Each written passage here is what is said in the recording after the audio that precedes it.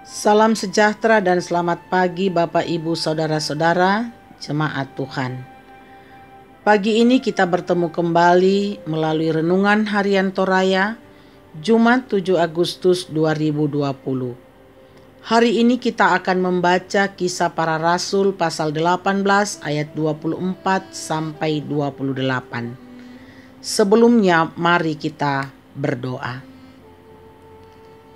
Pagi ini Tuhan, kami akan mendengarkan suara-Mu dari dalam firman-Mu. Roh Kudus bimbinglah kami untuk mendengarkan dengan baik. Di dalam Kristus Yesus kami berdoa. Amin. Kisah Para Rasul pasal 18 ayat 24 sampai 28. Sementara itu datanglah ke Efesus seorang Yahudi bernama Apolos yang berasal dari Alexandria. Ia seorang yang fasih berbicara dan sangat mahir dalam soal-soal kitab suci. Ia telah menerima pengajaran dalam jalan Tuhan. Dengan bersemangat ia berbicara dan dengan teliti ia mengajar tentang Yesus. Tetapi ia hanya mengetahui baptisan Yohanes. Ia mulai mengajar dengan berani di rumah ibadat, tetapi setelah Priskila dan Aquila mendengarnya, mereka membawa dia ke rumah mereka dan dengan teliti menjelaskan kepadanya jalan Allah. Karena Apolos ingin menyeberang ke Akaya, saudara-saudara di Efesus mengirim surat kepada murid-murid di situ, supaya mereka menyambut dia. Setibanya di Akaya, maka ia oleh kasih karunia Allah menjadi seorang yang sangat berguna bagi orang-orang yang percaya. Sebab dengan tak jemu-jemunya ia membantah orang-orang Yahudi di muka umum dan membuktikan dari kitab suci bahwa Yesus adalah Mesias. Saling melengkapi ba'tu sipaganna, tema renungan kita pada pagi hari ini. Saudara-saudara kekasih Tuhan, sekaya-kayanya seseorang pasti masih membutuhkan orang lain. Bahkan sepintar-pintarnya seseorang juga masih memiliki kekurangan dalam hal tertentu.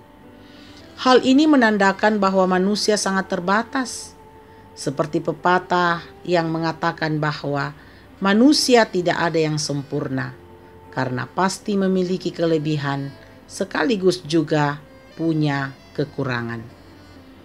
Perikop mencatat bahwa Apolos adalah seorang yang fasih berbicara serta seorang yang terpelajar dan mahir dalam soal-soal kitab suci. Dia menguasai perjanjian lama, khususnya nubuatan tentang Yesus. Ia telah menerima Yesus yang dalam perikop ini disampaikan bahwa ia telah menerima pengajaran dalam jalan Tuhan. Dengan teliti ia mengajar tentang Yesus, tetapi hanya mengetahui baptisan Yohanes. Sehingga Priskila dan Aquila yang telah menerima dan percaya kepada Yesus melalui pengajaran Paulus mengajak ia ke rumahnya dan menjelaskan kepadanya tentang pengajaran yang benar dalam jalan Allah. Mereka memberitahu bahwa Yesus Kristus adalah jalan Allah yang telah turun ke dalam dunia sebagai manusia.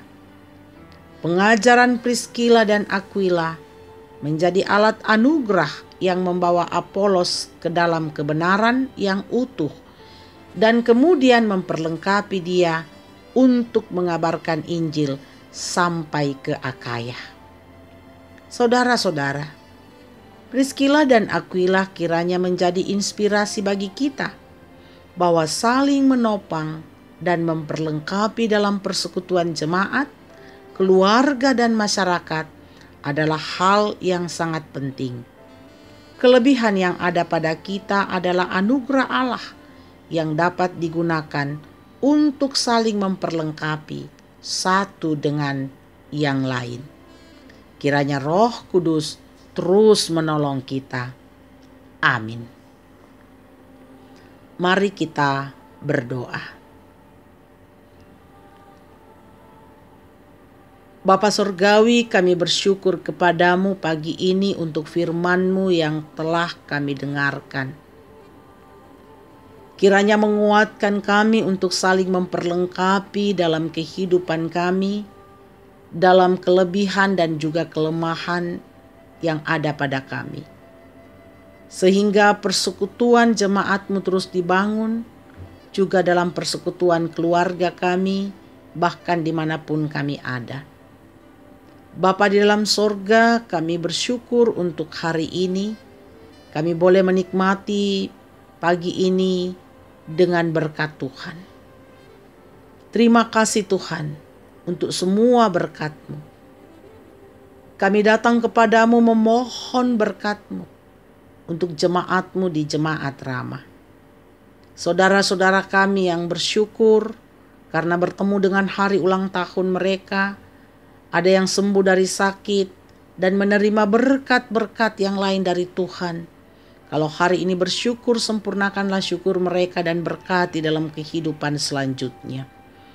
Saudara-saudara kami yang bergumul karena sakit dan juga dalam pemulihan, Bapak John Budi atau Papa Aaron di Jakarta, Bapak Hendrik Malajong, Ibu Selvi, Bapak TR Andi Lolo, Ibu Tena, Bapak Yohanes Sipi, Mama Jimmy, dan saudara-saudara yang lainnya yang kami tidak sebutkan. Tuhan, Engkau pulihkan mereka, berkatilah proses pemulihan setiap mereka, dan kuatkanlah iman mereka. Ya Tuhan, saudara-saudara kami yang bergumul karena berbagai persoalan hidup, Tuhan juga melawat mereka dan menopang mereka. Ya Tuhan, ke dalam tangan-Mu kami menyerahkan seluruh kehidupan jemaat-Mu hari ini. Dalam usaha dan pekerjaan mereka, dalam melaksanakan seluruh aktivitas mereka, dalam rumah tangga mereka, kekuatan, kesehatan, perlindungan, berkat dan damai sejahtera-Mu, Tuhan Engkau terus anugerahkan. Kami mohon berkat-Mu Tuhan, bagi anak-anak kami dalam tumbuh kembang mereka, dalam pendidikan, dalam masa muda mereka, dalam pekerjaan, dalam perjuangan mencari pekerjaan. Tuhan memberkati mereka semua. Berkati pemerintah kami, aparat keamanan negara kami, berkati dokter, perawat, para medis, dan para relawan. Di tengah-tengah bencana COVID saat ini, Tuhan Engkau melindungi mereka dalam tugas dan tanggung jawab pelayanan mereka. Ya Tuhan, berkati bangsa negara kami khususnya di daerah kami di kota Makassar ini. Sehingga COVID-19 ini boleh diatasi Tuhan, pulihkanlah keadaan kami. Ke dalam tangan-Mu kami menyerahkan seluruh kehidupan kami hari ini.